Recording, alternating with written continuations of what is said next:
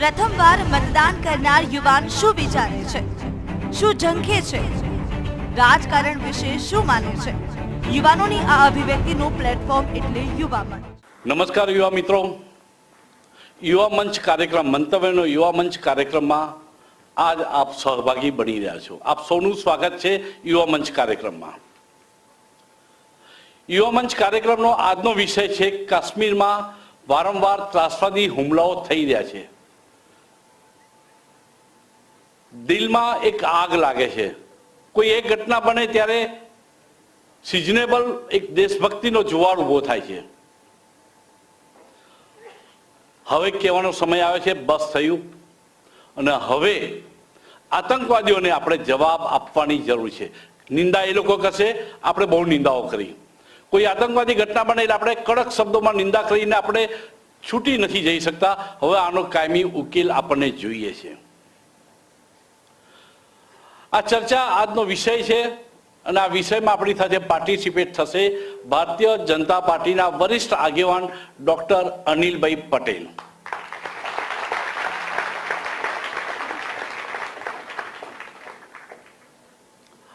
Doctor છે અને operation અને પોસ્ટમોર્ટમ બંને જાણે છે. પોલિટિકલ પોસ્ટમોર્ટમ એનાલિસિસ કરવાની એમની એક આગવી ઢબ છે અને ખૂબ ઊંડા અભ્યાસો છે. એક એવી ઈચ્છા હતી કે કાશ્મીરની વાત કરીએ અને કાશ્મીરની વ્યક્તિ આપણી સાથે ઉપસ્થિત ના હોય તો એ મજા ના આવે.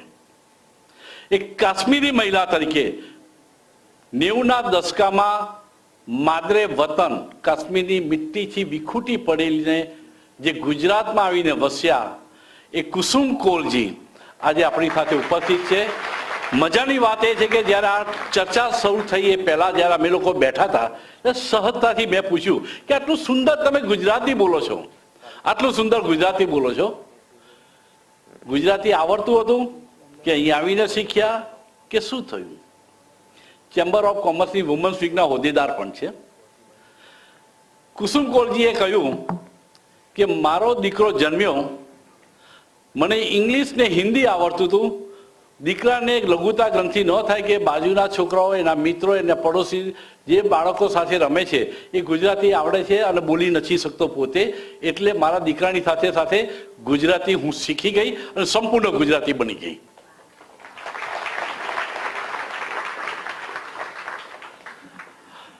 જયરાજસિંહ પરમાર પ્રદેશ કોંગ્રેસના પ્રવક્તા, વરિષ્ઠ આગેવાન છે. ઇતિહાસના અભ્યાસુ છે, ઇતિહાસ ભણાવે છે અને ઇતિહાસ રચવાની ખેવના પણ ધરાવે છે.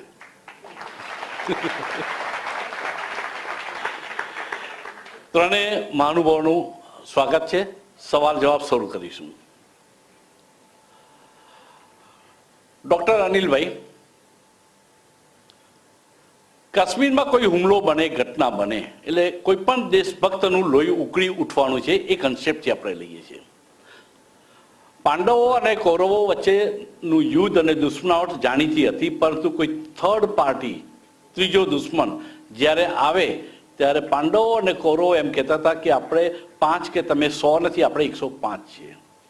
ભારતીય જનતા પાર્ટીએ આ જ અભિગમ અપનાવ્યો છે અને દરેકની આલોચના પણ લોકશાહીમાં થઈ શકે.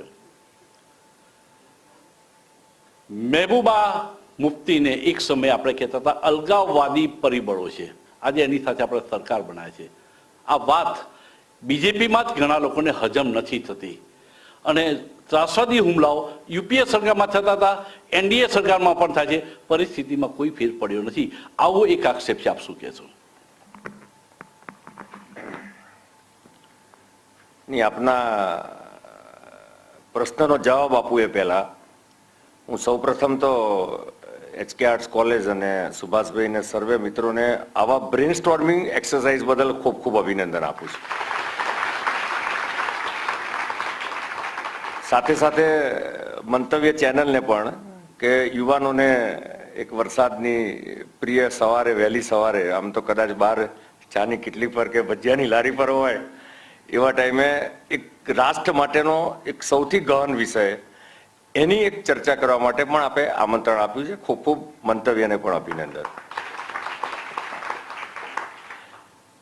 મિત્રો, કાશ્મીરની સમસ્યા અને આતંકવાદ, મને લાગે છે કે જ્યારે આ સમસ્યાનો વિચાર કરીએ ત્યારે એ સમસ્યાના ઊંડાણમાં ઉતરવું સૌથી વધારે જરૂરી એવું મને લાગે છે.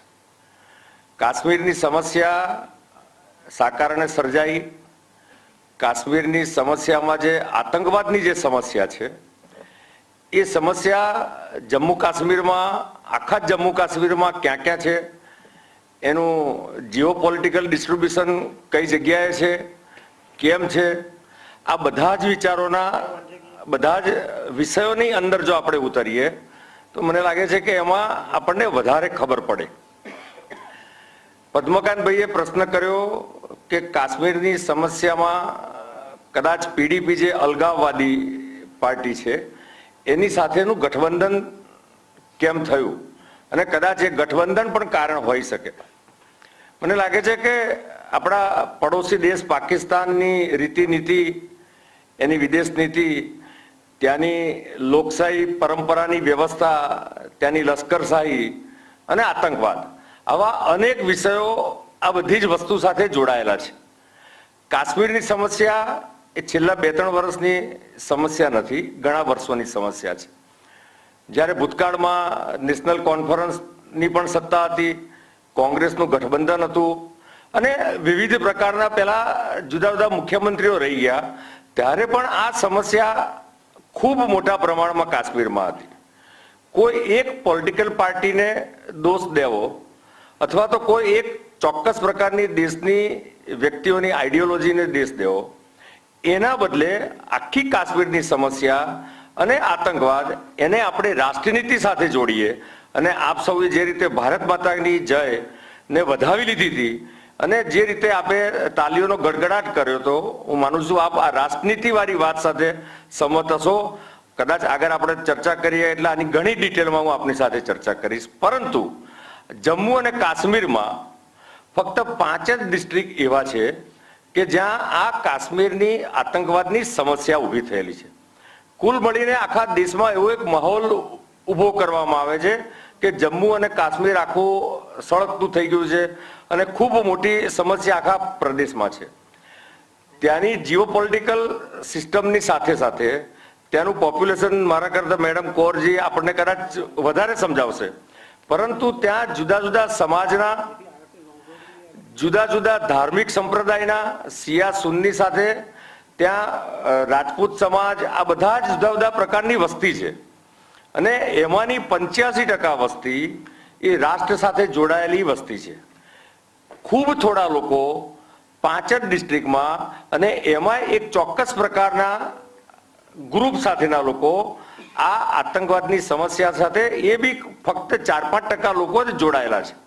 અને એનું મુખ્ય કારણ જે રીતે આપણો એક પડોશી રાષ્ટ્ર છે, એ પડોશી રાષ્ટ્રની જેમ જુદા જુદા રાષ્ટ્રની એક પ્રકારની વિસ્તારવાદી નીતિ હોય, પછી એ વિસ્તારવાર જોગ્રાફિકલ વિસ્તારવાદ હોય, એ વિસ્તારવાદ ક્યારેક ધાર્મિક વિસ્તારવાદ હોય, એ ક્યારેક વેપારિક વિસ્તારવાદ હોય. જેમ આપણું ચાઇના આપણું પડોશી છે તો એ જોગ્રાફિકલ વિસ્તારવાદી માનસિકતા ધરાવતું વર્ષોથી છે અને એ એની આજુબાજુના જુદા જુદા દેશની જમીનો ઉપર કબજો કરવાનો પ્રયત્ન કરતી હોય છે.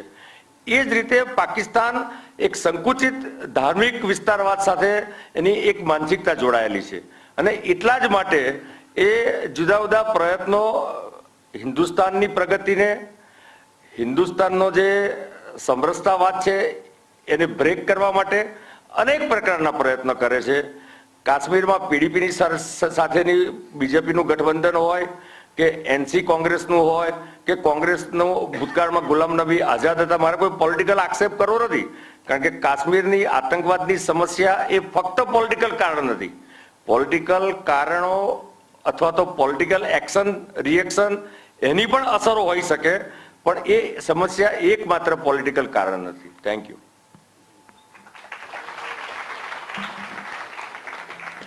સામાન્ય રીતે ક્રિકેટમાં શીખવવામાં આવે છે કે ઓફ સાઈડનો બહાર બોલ જતો હોય તો એને અડપલું કરવું નહીં, નહીં તો કેચ આઉટ થઈ જવાય. મારો સીધો સ્ટમ્પ ઉપર હતો બોલ અને પેડથી રમ્યા છે. આપને લાગે છે મારા પ્રશ્નનો જવાબ મને મળ્યો છે? મહેબૂબા મુફ્તી અલગાવવાદી કહીને આપે જોરજોશી ભાષણોમાં ટીકાઓ કરી હતી. એ મહેબૂબા સાથે સરકાર બનાવી છે. એનડીએ અને યુપીએ સરકાર બંને વખતે તમે ચપટીમાં કાશ્મીર સમસ્યાનો ઉકેલ આવશો એમ તાલીઓ પાડી પાડીને ચપટીઓ વગાડીને લોકોને કહ્યું હતું. એ નથી થયું. ફરી એક વખત ભારતીય જનતા પાર્ટીએ કહ્યું હતું કે 370 કલમ દૂર થશે. આપ માનો છો? કહ્યું હતું.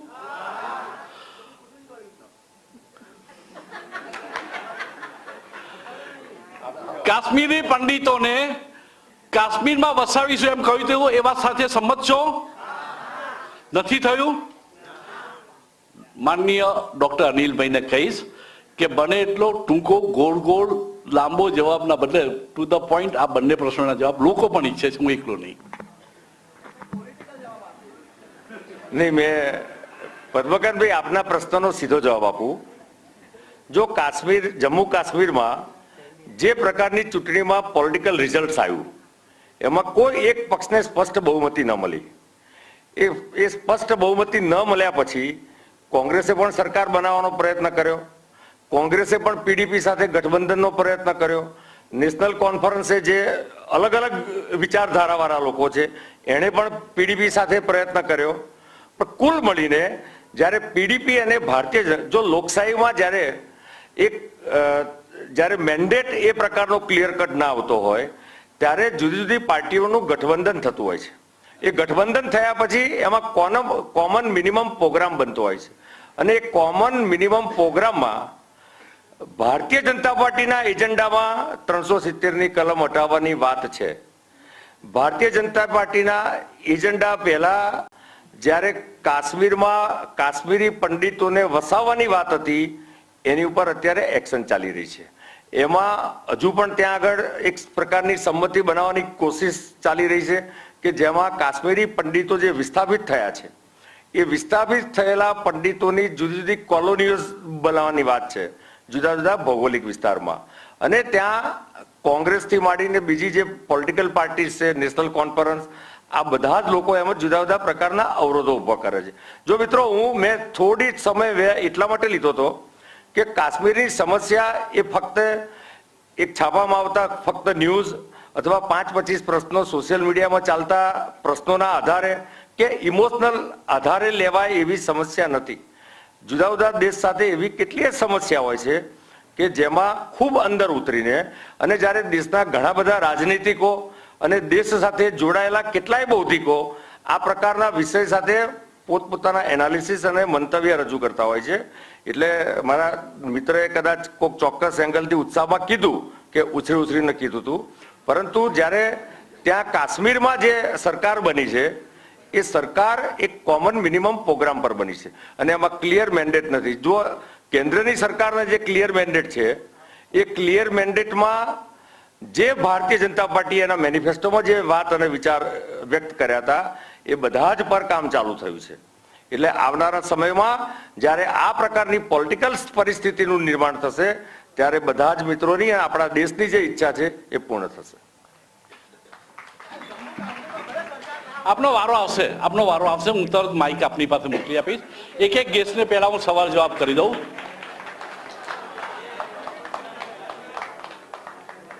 આપણી ગુજરાતી કહેવતો આપણને ઘણું બધું શાણપણ શીખવી જાય છે. રોગ અને શત્રુને ઉગતા ડામી દેવા જોઈએ એમ આપણા વડવાઓએ, આપણા પૂર્વજોએ કહ્યું હતું. કોંગ્રેસ સામે આક્ષેપ છે કે કાશ્મીર સમસ્યા તમારી દેન છે, તમારી ઉપજ છે. જવાહરલાલ નહેરુની મમતના કારણે કાશ્મીર આપણું હોવા છતાં નથી રહ્યું.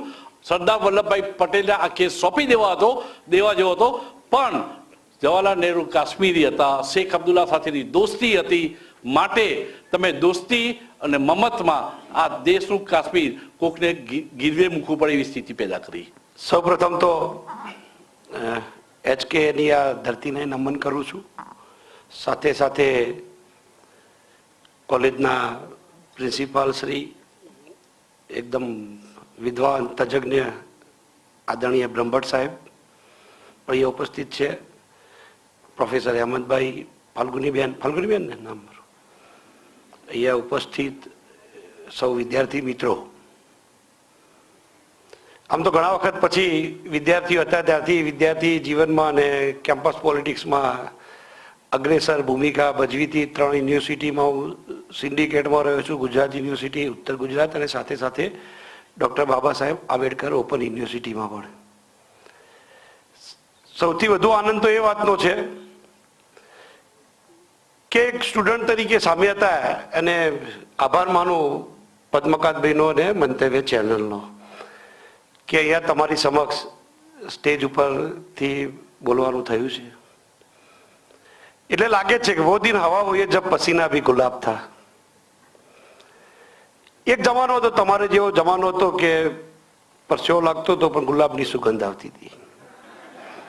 વો દિન હવા હુઈ જબ પસીના ભી ગુલાબ થા.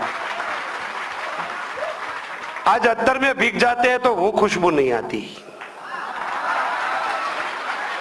સાથે વિષયાંતર ન થાય એટલે વિષય પર આવી જવું, નહીં તો આ ચાલશે. સૌથી અગત્યની વાત એ છે કે પદ્મકાંતભાઈ હમણાં અહીંથી બોલતા હતા એવું લાગતું હતું કે આના કદાચ નેતાગીરીમાં આવ્યો હતો સારું રહે, કારણ કે અમારી દુકાનો બંધ થશે. આપણે જે વાત કરી કાશ્મીરની સમસ્યાની, તો વિદ્યાર્થી મિત્રો, એક ઇંગ્લિશમાં કહેવત છે કે facts doesn't work, perception does. હકીકતો કામમાં નથી આવતી, માન્યતા કામમાં આવે છે. યાદ રાખજો. એટલે હકીકતો અને માન્યતા બહુ ડિફરન્ટ હોય છે. ઘણા વર્ષોથી ભારતીય જનતા પાર્ટીના આગેવાનો, ખાસ કરીને નોન કોંગ્રેસી લોકોની વાત કરું છું. હું તો કોંગ્રેસનો પક્ષ રાખવા માટે અહીં આવ્યો છું. એટલે કોંગ્રેસની વિચારધારાની વાત કરવાનો છું. જે સાંપ્રત પરિસ્થિતિ હતી, આમાં ભાષણ નથી સમજો, બહુ ટૂંકમાં એક મુદ્દા શરૂઆત કરું છું. જે સ્થિતિ ક્યારેય કોઈ મા બાપ પોતાના દીકરા કે દીકરીનો વિરોધી હોઈ ન શકે. કોંગ્રેસની સ્થાપના તો 1885માં થઈ હતી. ખાસ કરી વિદ્યાર્થીઓ જ્યારે આટલું સરસ આયોજન કર્યું છે, ભણવા સિવાયનો વિષય ઉપરાંતનું જ્યારે આવું આયોજન થયું હોય ત્યારે તમારે જાણવું જરૂરી છે. અને બીજું યાદ રાખજો, આ ડિગ્રીઓ સિવાય પણ જાહેર જીવનમાં હંમેશા કોમ્પિટિટિવ એક્ઝામ મોટે ભાગે બધી જ જગ્યાએ આપની હરીફાઈનો તમારે સામનો કરવો પડશે. એટલે ડાર્વિને જે કહ્યું હતું કે survival of the fittest and struggle for the existence. આપણી આસપાસની બદલાતી પરિસ્થિતિ સાથે સમયની સાથે તમારે તાલ મિલાવવો પડશે. જો તમે સમયની સાથે તાલ નહીં મિલાવો તો ઘસાઈને નાશ પામશો. જે કાશ્મીરની સમસ્યા છે એ એનું ઉદાહરણ છે. 1500 વર્ષ પહેલા ડાર્વિને ઉત્ક્રાંતિવાદમાં પણ કહ્યું છે. તો એ સમયની માંગ હતી, સમયની જરૂરિયાત હતી. સમયની જરૂરિયાત શું હતી કે જ્યારે અંગ્રેજો અને સરદાર વલ્લભભાઈ પટેલ અને ભારતનું સમગ્ર નેતૃત્વ એ જ્યારે આઝાદીની લડાઈ પછી, અંગ્રેજોની તો નીતિ હતી કે ડિવાઈડ એન્ડ રૂલ. એમને જોયું કે આ દેશની અંદર મદારી ચાલે, આ દેશની અંદર હજુ પોતાની જિંદગીની સમસ્યાઓ, નિર્મલ બાબાની સમસ્યાઓ સમોસામાં શોધતી પ્રજા. સમજો, હું રાજકીય જ અવલોકન કરવા માટે અહીંયા આવ્યો છું. મને બોલાવ્યો છે, મારો વિષય છે એટલે હું વાત કરું છું. એ મારે, અને જો હું ચૂકું તો મારી ફરજ ચૂક્યો પણ ગણાવું. એટલે ઘણી બધી ગેરમાન્યતાઓ છે મારે દૂર કરવા માટે સૌથી સારામાં સારું HK આર્ટ્સ કોલેજ અને મંતવ્ય બંને મને પ્લેટફોર્મ પૂરું પાડ્યું છે. એ સમયની જરૂરિયાત હતી જ્યારે રેફરન્ડમ લેવામાં આવતો હતો ત્યારે જનતાને પૂછવામાં આવ્યું તમારે કોની સાથે જવું છે. એ આવામની વાત હતી. પ્રજા, લોકોનો શું સંદેશો છે, લોકોનો શું મેસેજ છે, એ લીધા પછી ત્યાં 3 પ્રકારની વાત આવી હતી. ત્યાં ડોક્ટર હરિસિંહજીનો પણ પ્રશ્ન હતો. બહુ ઇતિહાસમાં જઈશું તો દિવસો નીકળી જશે. એટલે ટૂંકમાં મારી વાત તમને ઝડપથી પરકોલેટ થાય, તમે એને સમજી શકો એ વાત કરવા માટે હરિસિંહજી રાજાને એવું હતું કે અમને સ્વતંત્ર રાજ આપો.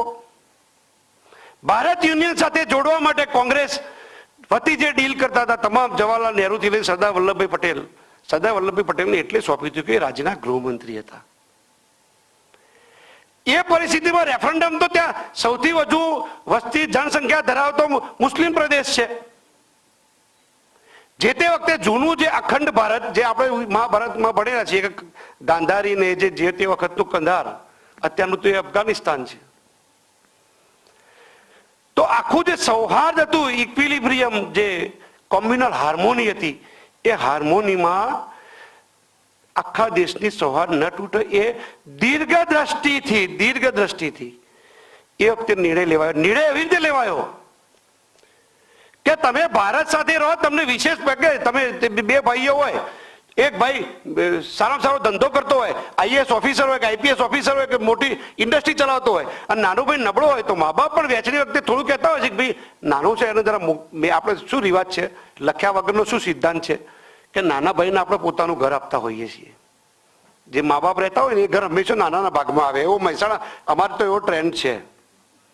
પછી બાજી એ તો જુદી વાત છે. એટલે વાત એટલી કે હંમેશા એ જયારે નક્કી થયું ત્યારે જે 370 ની કલમ માટે ગેરસમજ ફેલાવવામાં આવે છે, 370 ની કલમ, જે હું એમને ડબલ સ્ટાન્ડર્ડ ની વાત તો પછી કરું, આ તો આપણે પ્રશ્ન પૂછ્યો ટૂંકમાં જવાબ આપી દઉં. પણ મારી એક વાત કહેવાની છે કે સૌથી વધુ મારે જે વાત રહી ના જાય, એટલે કે જે વાત તમને ઉશ્કેરવામાં આવ્યા હતા, તમને જે સપના દેખાડવામાં આવ્યા હતા, તમને જે વાત કહેવામાં આવી હતી, એ તમારા ડબલ સ્ટાન્ડર્ડ લોકો સમક્ષ ખુલ્લા પડી ગયા છે. તમે તો વાતો કરતા હતા ચૂન ચૂન કે મારંગે. સમય આપશે, આપને આવીશ જવાબ આપવા માટે. જયરાજસિંહજી, કાશ્મીર સમસ્યા અમને સમજાવવા પ્રયાસ કર્યો અને સમજતા 60 વર્ષ ક્યાં જતા રહ્યા, કોંગ્રેસે સત્તા ભોગવી, અમને ખબર ના રહી. જે જવાબદારી લે છે, જે સફળતાનો યશ લે છે, તમે 70 વોરના ભારત અને પાકિસ્તાન વોર વખતે પાકિસ્તાન સામે જીત્યા, તો ઇન્દિરાજીને દુર્ગા પણ કહેનારા આ ધરતી પર વિપક્ષી નેતા હતા, છતાં જસ તમે લો છો તો અબજસ પણ લેવાની તૈયારી રાખવી જોઈએ. આપણે જજ નથી, આપણું અવલોકન છે, સંમત થવું ના થવું આ મારું મંતવ્ય છે. એક કાશ્મીરી મહિલાની શું પીડા છે, શું વેદના છે. ન બીજેપી ન કોંગ્રેસ પોતાના એંગલથી, બંને મિત્રોની વાત સાંભળ્યા પછી એક કાશ્મીરી મહિલા તરીકે કુસુમ કોલજીને કહીશ કે એમની વાતને રજૂ કરે, અને એ પછી ફ્રી હિટ શરૂ થાય છે. ક્રિકેટમાં જેમ 2020માં ફ્રી હિટ આપે છે, આપે સવાલો પૂછવાના છે, જવાબ એમને આપવાના છે, હું વચ્ચેથી નીકળી જઈશ. કુસુમ કોલજી. નમસ્કાર બધાને મારા તરફથી, પ્રિન્સિપલ સાહેબ, પદ્મકાંત સાહેબ, અહીંયા બધા યુવાનોને ભેગા કરીને કાશ્મીરની સમસ્યા વિશે આપણે ચર્ચા કરીએ છીએ. હું 25 વર્ષથી ગુજરાતમાં રહું છું, પણ જ્યારે મેં કાશ્મીરની કોઈ વાત નીકળે, એને ખબર પડે હું કાશ્મીરની છું, તો એ લોકો સામેથી એક જ વાત, હા આપણે 70s કાશ્મીર ગયા હતા, આપણે 80માં ગયા હતા, 90માં ગયા હતા, કેટલું સરસ, કેટલું સુંદર, બહુ મજા આવી, લોકોએ એવી રીતે આપણને ટ્રીટ કર્યા હતા.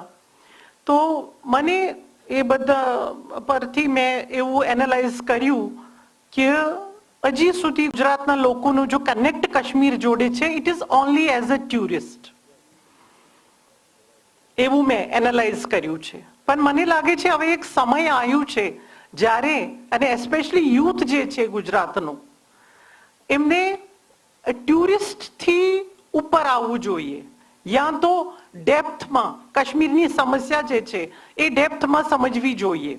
અને હું કેમ આશા રાખું છું ગુજરાતના યુથ પાસે યા ગુજરાતના લોકો પાસે, કેમ કે આપણે પાસ્ટમાં જોયું છે કે ગુજરાતનું કેટલું મોટું રોલ સરદાર પટેલ, ગાંધીજી, બહુ લોકો, I am just giving example of 2 people, કે એ લોકોએ કેવી રીતે દેશને આઝાદીમાં લઈ ગયા, કેવી રીતે સપોર્ટ કર્યું. મોટા મોટા બિઝનેસમેન જે ગુજરાતના છે એ લોકોએ કેવી રીતે આઝાદીને સપોર્ટ કર્યું. પછી જે ગુજરાતમાં આજ બી આખા વિશ્વમાં જે ગુજરાતીઓ છે એ લોકોએ કેવી રીતે પોતાનું સ્થાન બનાવ્યું છે. આજે વિશ્વ માનવી છે એક Gujarati.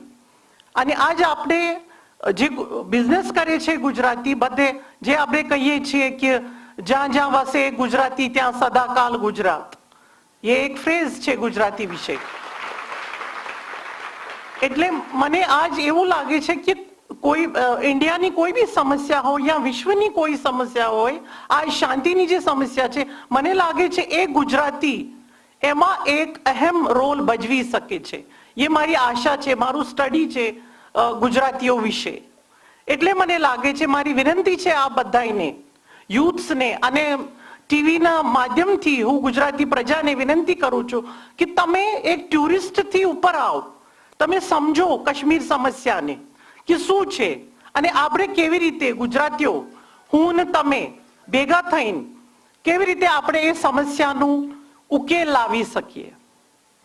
It's a request to all of you from my side and those who have suffered and those who are suffering in Kashmir. હું જે મારી વાત કરવા જાઉં કે આપણને કેવી રીતે કાશ્મીરથી નીકળ્યા, શું થયું શું નથી થયું, પણ એમાં હું આ બધાનું સમય બગાડવા નથી માંગતી, પણ હું મુદ્દાની વાત કરવા માંગુ છું કે કાશ્મીરી પંડિત જે કાશ્મીરથી નીકળ્યા ત્રાસવાદના કારણે 89 અને 90 માં બધા નીકળ્યા, એમાં હું એક છું, મારા પેરેન્ટ્સ છે, બહુ બધા છે જે નીકળ્યા. લગભગ 7 લાખ કાશ્મીરી પંડિત આજ આખા વિશ્વમાં વિખરેલા છે, ચારે બાજુ, અમેરિકા, યુકે, ઇન્ડિયાના અલગ અલગ જગ્યાઓ પર બધે છે, અને જે બધા કોઈ દિવસ પાછા ગયા નથી. હું કાશ્મીરી હોવા છતાં મેં કોઈ દિવસ કાશ્મીરમાં 25 વર્ષથી પગ નથી મૂક્યું. મારા ફ્રેન્ડ્સ છે ત્યાં, મુસ્લિમ ફ્રેન્ડ્સ, જે મને દર વર્ષે બોલાવે છે કે તું 45 ડિગ્રીમાં રહે છે, એના કરતા અહીંયા આવીને 3 મહિના રહે ને, અહીંયા એટલી ગરમીમાં ત્યાં શું કરે છે. જ્યારે ગરમી, ગુજરાતની ગરમી એક કાશ્મીરી માટે જેને જીન્સ સહન ના કરી શકે એના માટે ફ્રસ્ટ્રેટિંગ છે. મારા માટે ગુજરાતની ગરમી it is very frustrating, for my mother also, જે 3 મહિના 6 મહિના તો એને એસીમાં જ રહેવું પડે, અને it affects the mind of a person. જ્યારે તમારે એસી રૂમમાં જ રહેવું પડે, બહાર ના નીકળી શકો. એટલે મારું કહેવાનું એ છે કે તમે બધા પાર્ટિસિપેટ કરો. ડોક્ટર સાહેબે, જયરાજભાઈએ જે અલગ અલગ કીધું કે જે કારણ થયા એ થયા.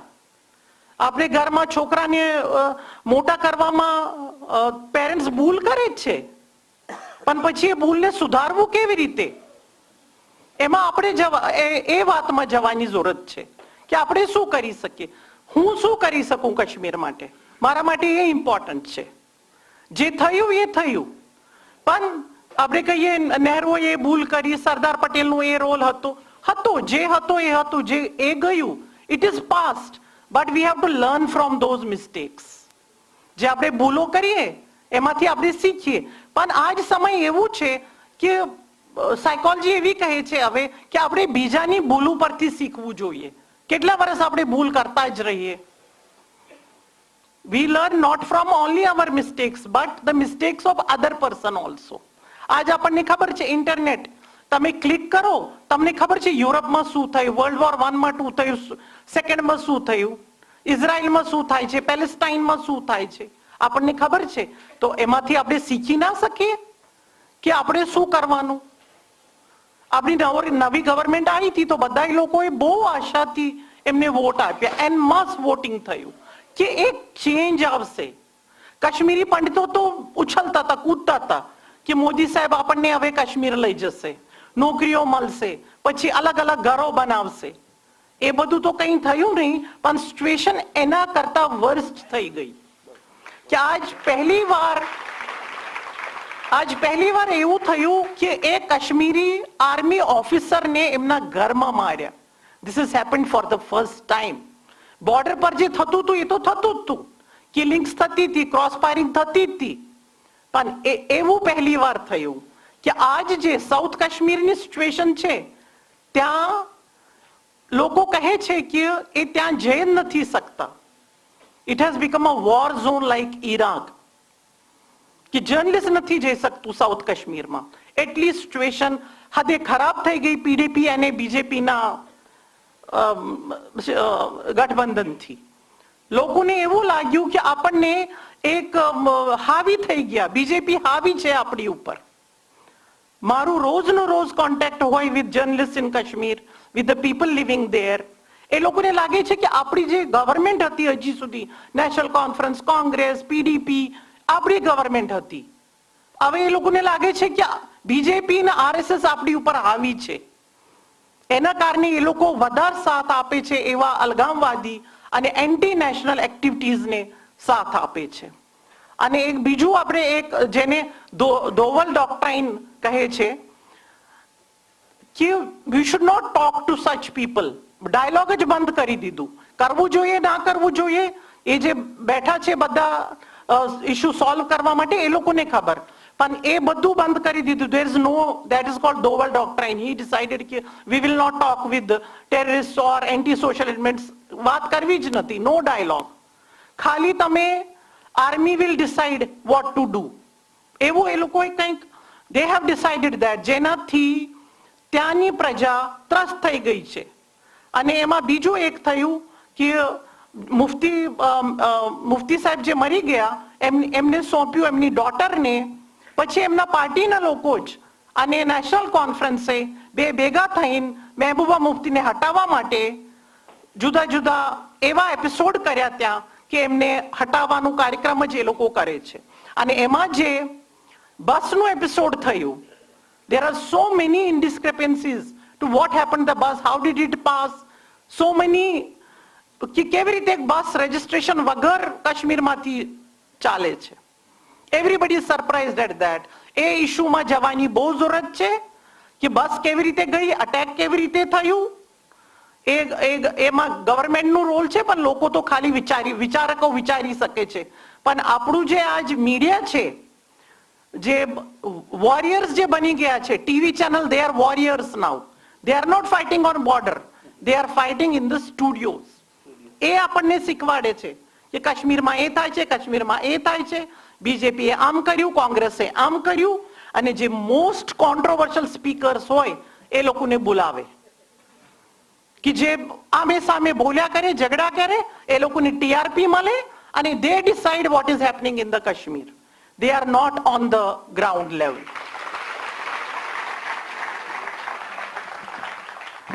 એટલે જ મંતવ્ય ન્યૂઝ ચેનલે એક નવો ચીલો ચાતર્યો, લોકોની વચ્ચે જવાનો. સ્ટુડિયોમાં નહીં પણ લોકોની વચ્ચે જઈને એના મંતવ્યોને, એની વાતને સમજવાની કોશિશ કરી. એક નાનકડો વિરામ લીધા બાદ આપ લોકોને સવાલ પૂછવા માટે અમે આવી રહ્યા છીએ. પ્રથમવાર મતદાન કરનાર યુવાન શું વિચારે છે, શું ઝંખે છે, રાજકારણ વિશે શું માને છે? યુવાનોની આ અભિવ્યક્તિનું પ્લેટફોર્મ એટલે યુવા મંચ. કાશ્મીર સમસ્યા કારણો પરિણામો નહીં, પરંતુ આજનો યુવાન શું ઈચ્છે છે અને કઈ રીતે સોલ્યુશન લાવવું જોઈએ. કાશ્મીર સમસ્યાને રિલેટેડ કેટલાક સવાલો પણ આજના યુવાનો પાસે હશે. હું આપને આમંત્રિત કરું છું, આપ સવાલ પૂછી શકો છો. મારું નામ શરદ પટેલ છે. હું અહીંયા HK આર્ટ્સ કોલેજમાં પોલિટિકલ સાયન્સ મારો મેન સબ્જેક્ટ છે. તો મારો પ્રશ્ન હતો અનિલ સરને. તો હાલ આપણને ખ્યાલ જ છે એ પ્રમાણે કે હરિયાણામાં જાટ આંદોલન થયું, મહારાષ્ટ્રમાં મરાઠા આંદોલન થયું, રાજસ્થાનમાં ગુર્જર આંદોલન થયું અને આપણા તાજેતરના ગુજરાતમાં જ પાટીદાર આંદોલન થયું. તો એ હું કોઈ કોમને ઇસ્યુ નહીં બનાવતો, પણ એક મારો પ્રશ્ન હતો કે જે પાટીદાર આંદોલન થયું એમાં 1-2 દિવસના ખેલમાં લગભગ 14 પાટીદારોને મોતને ઘાટ ઉતારી દીધા. તો કાશ્મીરમાં જે લોકો દેશ વિરોધી નારા બોલે છે અને એમાં આપણા ગૃહમંત્રીએ 6 મહિના પહેલા એવો નિર્ણય લીધો કે પેલેટ ગનનો ઉપયોગ કરવો નહીં, તો શું એ લોકો ત્યાં ભારત માતાની ભક્તિ કરે છે? ખૂબ સરસ પ્રશ્ન છે. આપના પ્રશ્નમાં આપની દેશ પ્રત્યેની ભક્તિ પણ દેખાય છે અને દેશમાં અલગ અલગ જગ્યાએ અલગ નિર્ણયો જે લેવાયા છે એની એક વ્યથા પણ દેખાય છે. હું આપને વિનંતી કરું છું મિત્ર કે પેલેટ ગનનો ઉપયોગ બંધ કરવા માટેનો જે નિર્ણય ગૃહપ્રધાનશ્રીએ લીધો એની પાછળ કયા કયા પરિબળો હતા એમાં પણ ઉતરવાની જરૂર છે. કાશ્મીરની સમસ્યા એ પાક સ્પોન્સર્ડ સમસ્યા છે, એટલે પાકિસ્તાન આયોજિત સમસ્યા છે, તો આપણે સૌ જાણીએ જ છીએ.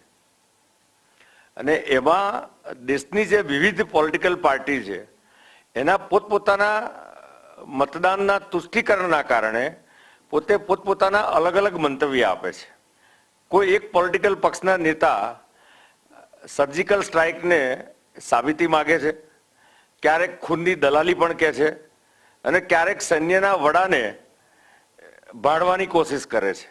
એટલે જે પ્રકારનું બિહેવિયર આવા રાષ્ટ્રીય સમસ્યા માટે એક રાષ્ટ્ર તરીકેનું જે થવું જોઈએ એ નથી, એની સાથે સાથે હમણાં જ આપે જોયું હશે કે હ્યુમન રાઇટ કમિશન જે જમ્મુ કાશ્મીરનું હતું, એણે જે પેલા દારને જે ગાડી પર આર્મીના એક જવાને બાંધીને ત્યાં આગળ ઇલેક્શન ફ્રી એન્ડ ફેર કરાયું, અને એમાં જે પ્રકારનું એને 10 લાખ રૂપિયાનું કોમ્પન્સેશન આપવાની જે વાત કરી, એનો કોઈ પોલિટિકલ પાર્ટી એ આઈને એનો વિરોધ કરવાની પણ કોશિશ કરી છે. એટલે જે શરૂઆતમાં જ્યારે મેં કીધું એ પ્રમાણે સમસ્યાના મૂળમાં જઈને દરેક લોકોએ એક પ્રકારનો મત બનાવીને શા માટે 370ની કલમ ત્યાં લાગી છે, શા માટે હિન્દુસ્તાનનો કોઈ નાગરિક ત્યાં જઈને જમીન ખરીદી ન શકે, શા માટે ત્યાંની કોઈ દીકરી જે ત્યાંની સિટીઝન છે એ દેશના અન્ય રાજ્યોમાં જઈને કોઈની સાથે લગ્ન કરે તો પોતાની સિટીઝનશીપ ગુમાવે, શા માટે પાકિસ્તાનની કોઈ વ્યક્તિ ત્યાં આવીને લગ્ન કરે તો એને ત્યાંની સિટીઝનશીપ મળે. આ બધી સમસ્યાના મૂળમાં જેમ કુસુમબેને કીધું, હું એટલે રાજકીય અવલોકન નથી કરવા માંગતો કે ભાઈ જવાહરલાલ નહેરુની ભૂલ હતી, સરદાર વલ્લભભાઈના સજેશનને માન્યાની, કદાચ એમાં નથી જવું, પણ આજની સમસ્યામાં આખા રાષ્ટ્રે જે રીતે આ એક ગાડી પર હુમલો થયો અને આખું રાષ્ટ્ર એક થઈને વાત કરી, એમાં પણ કેટલાક વિરુદ્ધ પ્રકારના અવાજ આવ્યા. એટલે ત્રાજવા દરેક વખતે અલગ અલગ તોલવાના જે રાખે છે એ આ સમસ્યાના મૂળમાં છે. જયરાજસિંહજીને પણ કહેવું છે કેમ કે જ્યારે ડૉક્ટર અનિલભાઈએ વાત કરી ત્યારે એમને જે મુદ્દાઓ ઉપસ્થિત કર્યા ત્યારે એમની આંગળી ઊંચી થતી હતી વારંવાર. એમને કંઈક કહેવું છે, એમને તક આપીએ છીએ, પછી આગળ સવાલો પૂછવાનું શરૂ થશે. વિદ્યાર્થી મિત્રો, ભારતીય જનતા પાર્ટીની તકલીફ એ છે કે સત્તા ઉપર છે. જો વિપક્ષમાં હોત ને તો ઈંટનો જવાબ પથ્થરથી આપી દીધો હોત. આ તો એમની તકલીફ એટલી છે કે સત્તા ઉપર છે. સૌથી મોટી કમજોરી એ છે કે મોદી સાહેબ વડાપ્રધાન થઈ ગયા, નહીં તો સીધા કરી નાખત. જો વિપક્ષમાં હોત ને તો ટ્વિટરનો બોમ્બ ફોડી નાખવાના હતા અને મોટા મોટા તાબોટા પાડીને ભાષણો કરવાના હતા. ચૂન ચૂન કે મારુંગા, એમને જે સમસ્યાઓની વાત કરી, તો સમસ્યાઓ ભાઈ અત્યારે બંધ કરી નાખો ને. તમે કહો છો કે ફલાણું હતું, આમ હતું, કાશ્મીરનું હતું, પણ અત્યારે તમે શું કરી રહ્યા છો એ પણ અત્યારે તમારે જવાબ આપવો પડશે ને. પહેલા તમે એમ કહેતા હતા કે કેન્દ્ર સરકાર એમની છે, અમારી રાજ્ય સરકાર નથી. કોઈક જગ્યાએ એવું હતું કે રાજ્ય સરકાર તમારી હતી તો કેન્દ્ર સરકાર તમારી નહોતી. હવે પછી એમ કહ્યું કે અમારે 370 કાઢવી હોય તો 370 કમળના નિશાનવાળા સંસદ સભ્યો લોકસભામાં મોકલો. બધું છે ભાઈ. હવે કોણ રોકી રહ્યું છે ભાઈ તમને? હવે તમારે કરી લેવું જોઈએ ને. અને ચલો, શરૂઆતમાં તમારો હનીમૂન પીરિયડ ગયો 6 મહિનાનો, પણ હવે તો 3 વર્ષ થયા ભાઈ. હવે તો 3 વર્ષ થયા ભાઈ. હવે તો તમારે પરિણામ આપવું. You have to deliver the સુશાસન. આપણે જેને સુશાસન કહીએ, નહીં સાહેબ, આજે મારું પોલિટિકલ વર્ડ છે અને બહુ સંસદીય શબ્દ જ વાપરીશ, પણ પોલિટિકલ એમને સુશાસન તો આપવું પડે ને. જે ગુડ ગવર્નન્સ છે, જેના નામે તમે મત માગ્યા છે. મારી વાત સમજો. એમને કહ્યું હતું કે અમે પંડિતોને વસાઈશું, રિઝલ્ટ નીલ છે. એમને કીધું કે પાકિસ્તાનને સીધા કરીશું. એમને તો આસામમાં ચૂંટણી કેવી રીતે જીત્યા છે? आसाम में એવું કીધું કે दोस्तों आप जैसे बांग्लादेश से परेशान हो ऐसे हम गुजरात में पाकिस्तान से परेशान है, लेकिन अभी क्या है स्थिति पता है? हम कहीं भाषण કર્યું હતું હમણાં લોકસભા ચૂંટણી 2014 શું ખબર છે કે તમે એમ કે બાંગ્લાદેશ થી પરેશાન છો ને, પાકિસ્તાન કે અમારાથી પરેશાન છે, એટલે પાકિસ્તાન તમારાથી પરેશાન છે. તમે જુઓ તો ખરા, ફક્ત જુઓ, તમને કહું સિરિયલ આવતી હોય છે ને, એ સિરિયલમાં તમને આવતીકાલ દેખાડવામાં આવે અને વ્યક્તિ માનવ માત્રને આવતીકાલ બહુ સારી લાગે. સ્ત્રી બતાવી હોય તો સુંદર હોય, સાડી તો સુંદર, બંગલો તો સુંદર, ગાડી તો લેટેસ્ટ. એટલે હંમેશા લોકોને આવતીકાલ જોવે. એ સાયકોલોજીનો દુરુપયોગ કરી નરેન્દ્રભાઈ મોદી ફક્ત તમને દીવા સ્વપ્નો બતાવી અને સત્તા ઉપર આવી ગયા છે. હવે એ વાત ડિલિવર કરી શકતા નથી. કારણ શું કે એમને અનહોલી અલાયન્સ કર્યું છે, અપવિત્ર જોડાણ. એમને જે લગ્ન કર્યા છે રાજકીય, એ રાજકીય લગ્ન એક કજોડું છે સાહેબ. એટલે આમાંથી બહાર આવો. આપને સમય આપીશ, પણ આખી સ્ક્રિપ્ટ એક સાથે વાંચી જશો તો બીજા પણ રહેશે. યુવાનોને પણ સવાલો પૂછવા છે, એમનો વારો આવશે તો તમે જવાબ આપજો. જય હિન્દ સર, મારું નામ જયરાજ ઝાલાવાડિયા છે અને હું FY હિસ્ટ્રીનો સ્ટુડન્ટ છું. સર, મારો સવાલ અનિલ સરને છે. સર, અત્યારે જમ્મુ કાશ્મીરમાં તમારી સરકાર છે, PDP એન્ડ ભાજપની ગઠબંધન સરકાર, અને તમને બી ખબર છે કે આની પાછળ કયા કયા પરિબળો જવાબદાર છે. શા માટે તમે તેના પર રિએક્શન નથી લઈ રહ્યા? મિત્ર, આ પ્રશ્ન પહેલા પણ આવ્યો, પરંતુ જે મારા કોંગ્રેસના મિત્ર, હું આખી કાશ્મીરની સમસ્યાને એક રાજનીતિક સમસ્યાના બદલે એક દેશ સામેની ચેલેન્જ છે એટલે હું રાજકીય વાત મેં મારી હજુ સુધી કરી નથી. પરંતુ જે રીતે કોંગ્રેસની પરંપરા છે કે જે લોકો સમસ્યાના ઊંડાણમાં ઉતર્યા ન હોય અને ખાસ કરીને યુવાનો એને ઉશ્કેરવા, એને છેતરવા, આ જ ગુલામ નબી આઝાદ જ્યારે કોંગ્રેસના ત્યાં કાશ્મીરમાં, જમ્મુ કાશ્મીરમાં મુખ્યમંત્રી હતા, એમના શાળાનું અપહરણ કર્યું આતંકવાદીઓએ અને 7 આતંકવાદીઓને છોડી મૂક્યા. આ એ જ કોંગ્રેસ છે ભાઈ. મૂળ કોંગ્રેસ એ કોઈ પણ સમસ્યાના મૂળમાં, હમણાં જ ગુલામ નબી આઝાદે પણ જ્યારે પેલેટ ગનનો ઉપયોગ આર્મી કરતી હતી ત્યારે એ કોંગ્રેસે વિરોધ કર્યો છે. જ્યારે સૈન્યના વડા બિપિન રાવતને ત્યાં આગળ આ સરકારે, નરેન્દ્રભાઈની સરકારે છૂટો દોર આપ્યો, ત્યારે કોંગ્રેસના શીલા દીક્ષિતના સુપુત્ર અને પૂર્વ સાંસદ દીક્ષિતજીએ એમને ગુંડા કહે છે. એટલે કોંગ્રેસની જે પ્રકારની બેધારી નીતિ છે એ મારે રાજકીય વાત નથી કરવી, કારણ કે આખી સમસ્યા જે રીતે કુસુમજીએ પણ એક પોતાની વેદના વ્યક્ત કરી છે કે પોતાની જમીન ધરતી છોડીને, પોતાની ધરતી અને જમીન છોડીને આટલા સમય પછી અહીંયા આવ્યા છે, 25 વર્ષ સુધી જઈ નથી શક્યા. હા, હું એટલે રાજકીય વાત મારે નથી કરવી. કાશ્મીરની સમસ્યામાં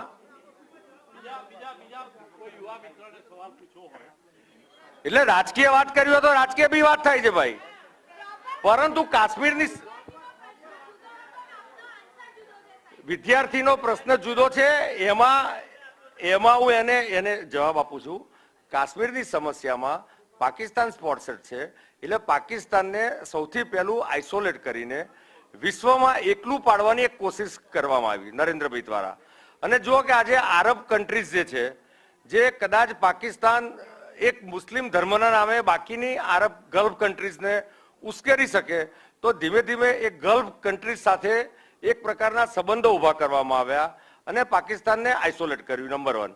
નંબર 2, એ G20 સમિટ હોય કે સાર્ક સમિટ હોય કે યુએનમાં હોય, વિશ્વના બધા જ પ્લેટફોર્મ પર પાકિસ્તાન એ ટેરરિસ્ટ સ્પોન્સર કરનારો દેશ છે.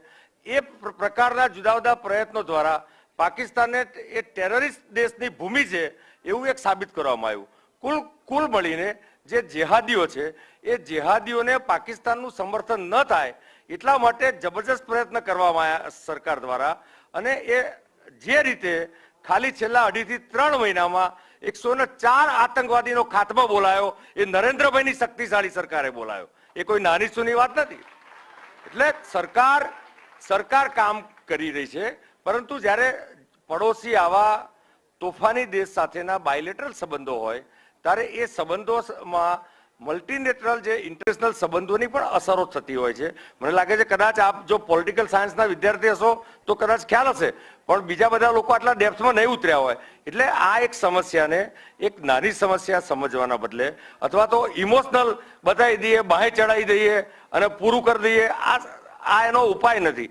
એના જુદા જુદા ફ્રન્ટ પર પાકિસ્તાનને કંટ્રોલ કરીને આતંકવાદી સમસ્યાનો ઉકેલ લાવવાના સરકારે પહેલી વખત આર્મીને છૂટો દોર આપ્યો છે. ભૂતકાળમાં પણ આ સમસ્યા હતી ભાઈ, 60-70 વર્ષમાં ના કરી શક્યા તમે, તો 2.5-3 વર્ષમાં આ સમસ્યાનું તાત્કાલિક સોલ્યુશન આવી જશે એવું ઉશ્કેરવાની ક્યાં જરૂર છે ભાઈ? પરંતુ સમસ્યાના સમાધાન માટે બધા લોકોએ સાથે લઈને આ કામ કરવાની જરૂર છે. મારું નામ સિદ્ધરાજ સોલંકી છે. હું ટીવાય નો સ્ટુડન્ટ છું. મારો મેઇન સબ્જેક્ટ સોશિયોલોજી છે. હું ત્રણેય મહાનુભાવોને એ પ્રશ્ન પૂછીશ કે તમે જો યુવાનોને આગળ રાખી અને દેશના વિકાસની વાત કરતા હોય તો તમને એવું નથી લાગી રહ્યું કે જે કાશ્મીરના યુવાનો જે પથ્થરબાજીમાં જોડાઈ રહ્યા છે તેમનું ભવિષ્ય બરબાદ થઈ રહ્યું છે, તો એના માટે તમે શું કરી શકો? મને આપનું સવાલ બહુ ગમ્યું. ઇટ ઇઝ એ કાશ્મીર વિશેનું એક કન્સર્ન છે આપનું કે આપ એ બધું વિચારી શકો છો. કાશ્મીરમાં થોડું લાંબુ થઈ જશે, but I will have to tell you કે પથ્થરબાજી જે કરે છે યુવાનો, એ લોકોને પૈસા આપવામાં આવે છે કે તમે 1000 રૂપિયા તમને મળશે, આજ તમે ત્યાં આવીને પથ્થર મારો, સામે આર્મી વાળા આવે છે, એ પ્રોગ્રામ છે, તમે એવું કરો. એ એક એનું એ છે. અને બીજું આપને કીધું કે એ લોકોનું શું,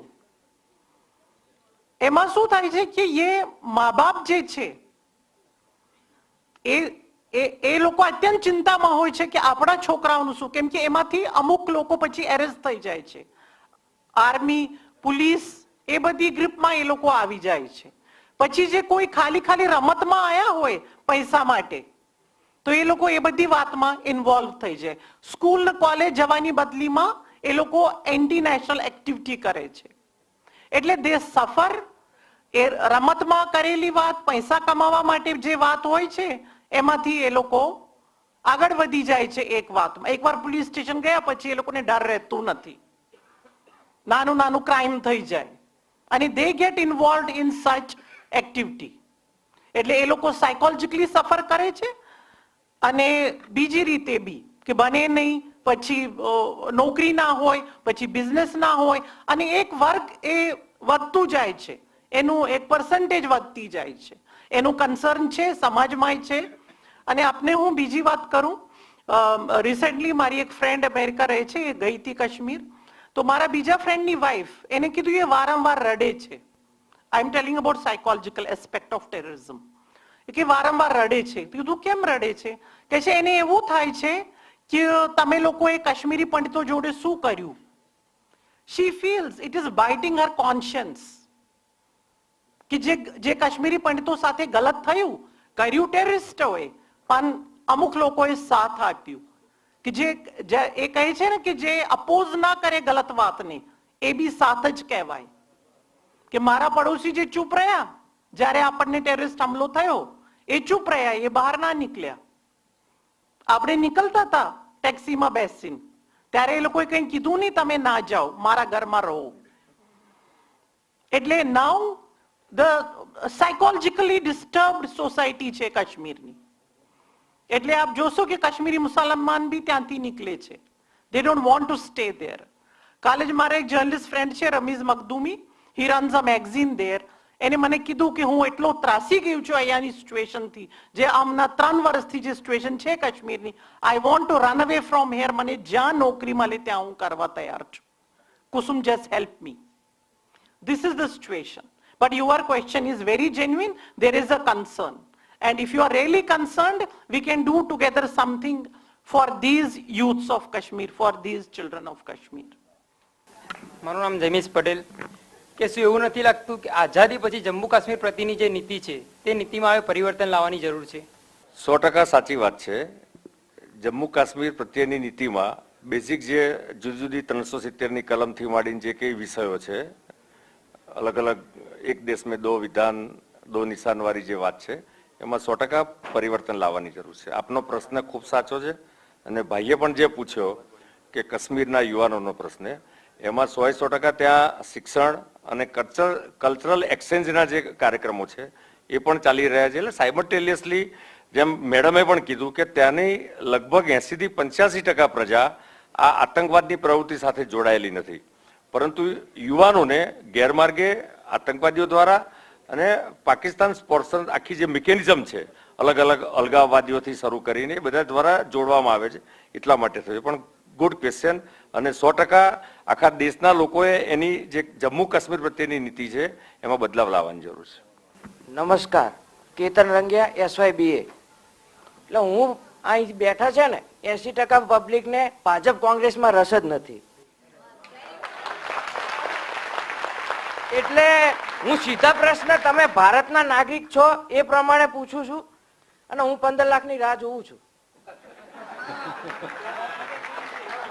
એટલે પહેલો કોને સવાલ પૂછ્યો છે એ આપ કહો. હું ત્રણેયને પૂછવા ના, કોઈ એકને પૂછો, સમય બચાવો છે. ના, એટલે હું એમ કહું છું કે આતંકવાદમાં જો સ્ત્રીનું જે સશક્તિકરણ છે કાશ્મીરમાં ભૂલાઈ નથી ગયું? કાશ્મીરનું મહિલાઓનું સશક્તિકરણનું એક એક્ઝામ્પલ છે ઇન્દિરા ગાંધી. નહેરુ જે કાશ્મીરી હતા એમને એમની દીકરીનું ડેવલપમેન્ટ કર્યું જેલમાંથી. એ 22 વર્ષ જેલમાં રહ્યા નહેરુ.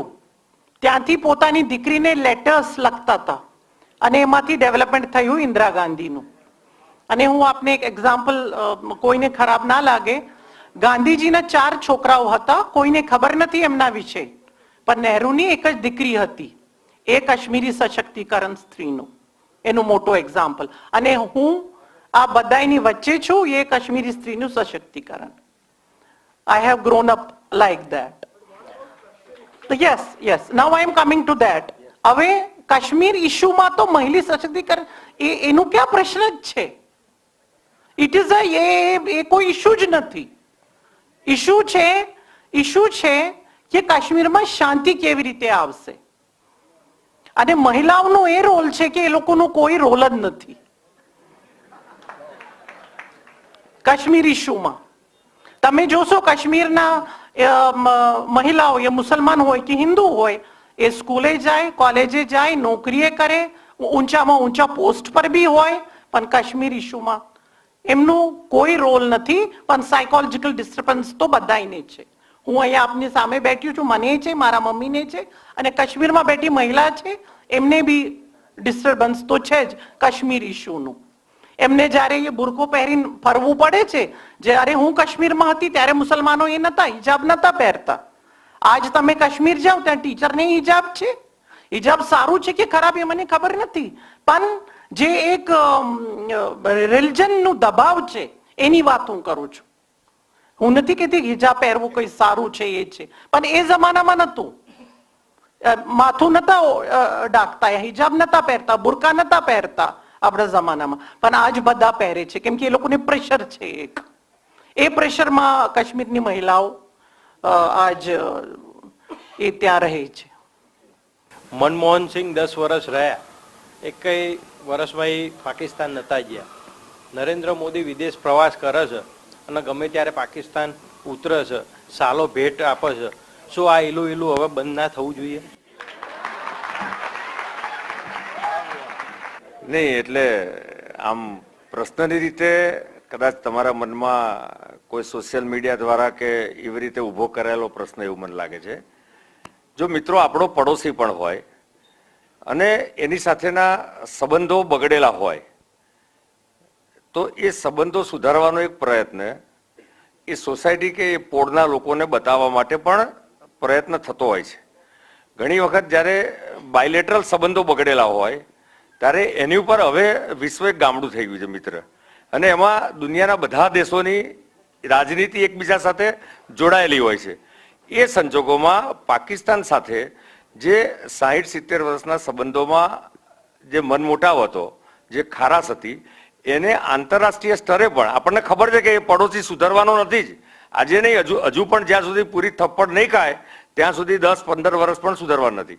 પરંતુ એની સાથે એક સંબંધો આપણે સારા અને પોઝિટિવ એંગલથી એપ્રોચ કરીને ઊભા કરવા પ્રયત્ન કરી રહ્યા છે. એવા આંતરરાષ્ટ્રીય સિગ્નલો આપીને, એ સિગ્નલો આપ્યા પછી તમે જુઓ કે પાકિસ્તાન આઇસોલેટ થયું છે.